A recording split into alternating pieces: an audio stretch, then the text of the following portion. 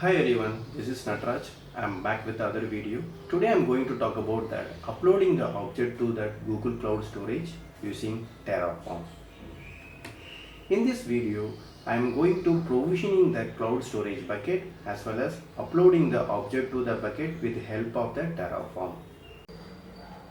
The cloud storage bucket.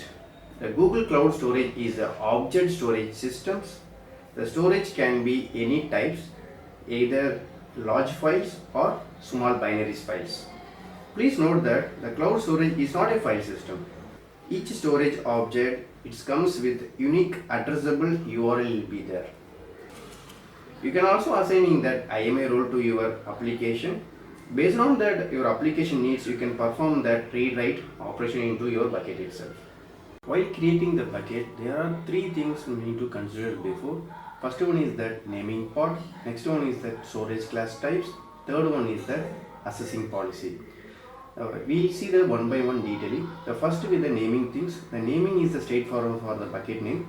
You can combination between that low character and the caps letter. In this case, you can add into that underscore also or hash. It depends upon your naming conventions. Next one is the storage class. The storage class, there are 4 different storage classes available. All of them is low latency and a high performance durability. So the first we will going to see on that multi-region storage class. This is a highly performance storage class. It can automatically that replicate your data to across your region of the buckets. It be suit for that highly redundant application only. Next one is that regional storage class. This is a highly performance storage class also. The data can store in that specific region itself. Next one is that nearline storage class. This is only used for the backup and archive purpose only. Basically that if you don't want to frequently access the data, in this case you can choose with the nearline storage class also. Next one is that cloudline storage class. This is also storage class similar to that nearline storage class, but it will be slightly different. So basically that the core line storage and near line storage, basically the lowest frequency access for the core line, but nearest line storage class is the low frequency. These are different between each other. Coming to that access policy part, you can set the access policy to the entire bucket level or you can specify the object level also. It depends upon your project requirement. Terraform flow diagram. First I am going to create that cloud storage bucket, then assigning that IMA role to the bucket. Later on that I am uploading that all the files, whichever I created that couple of files, those files I am uploading to the bucket. So these things I am going to executing on my Terraform code.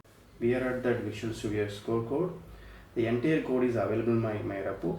If you want, you can download from any time. So this is the tree structure of the Terraform code. We'll see that one by one. The first one is at provider.tf file.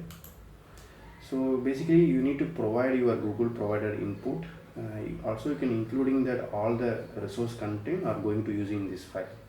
The main important things you have to look at on the credentials. This particular JSON file will be containing that my service account. It will have privilege to create my bucket level access.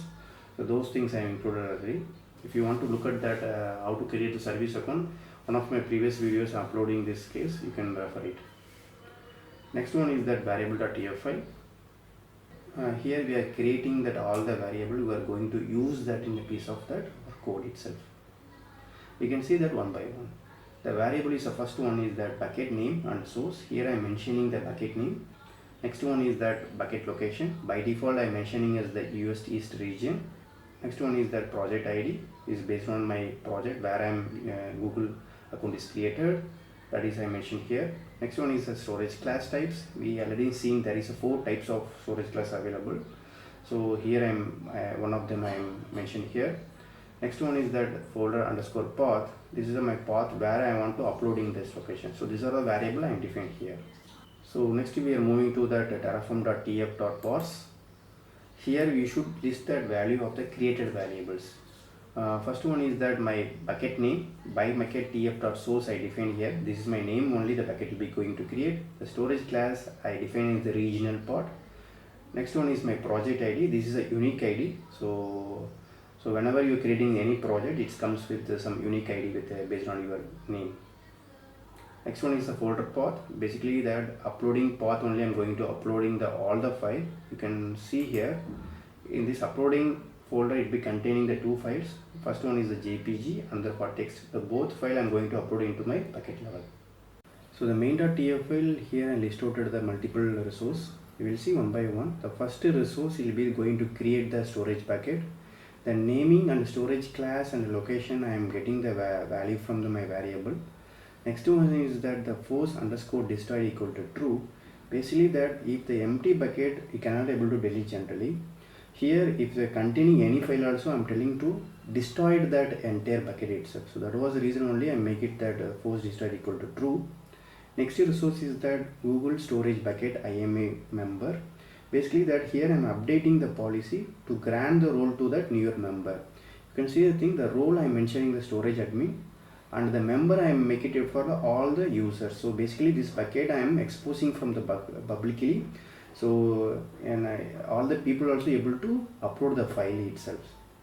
The member level also you can able to restrict based on your project needs, but for the demo purpose I make it from that all the user I make it allow itself.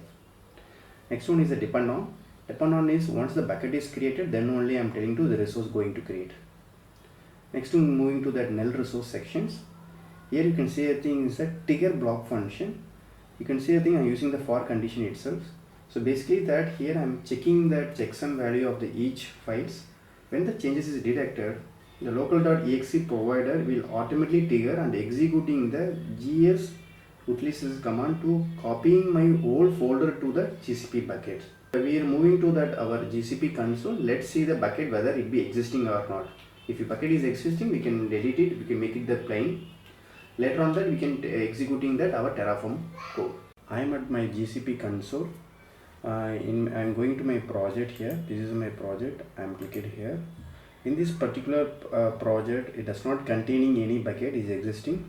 So I'm moving to my Visual Studio Code and executing my Terraform commands. Here I'm going to click the three dots. After that you can click the new terminal. The first I'm going to executing the Terraform init command. We can download all the package.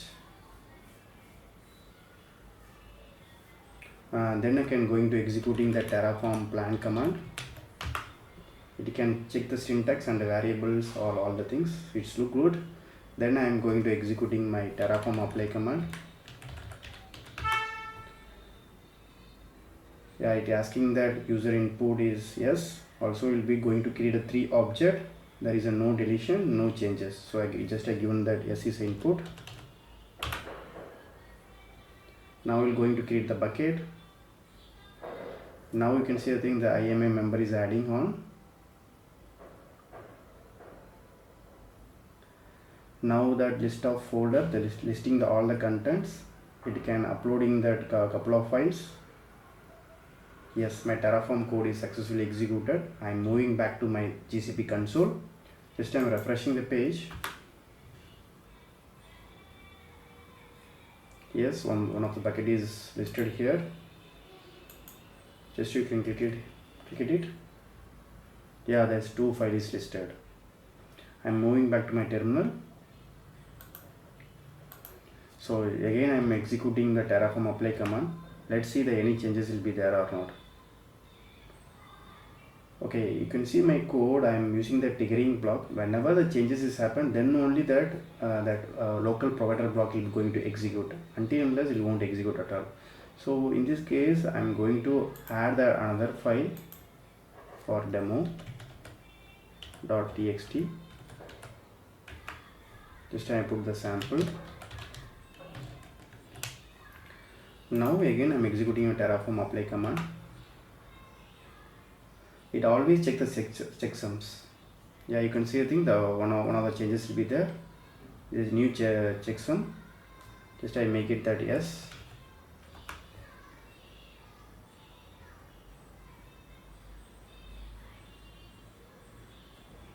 Is going to upload that my new demo.txt file.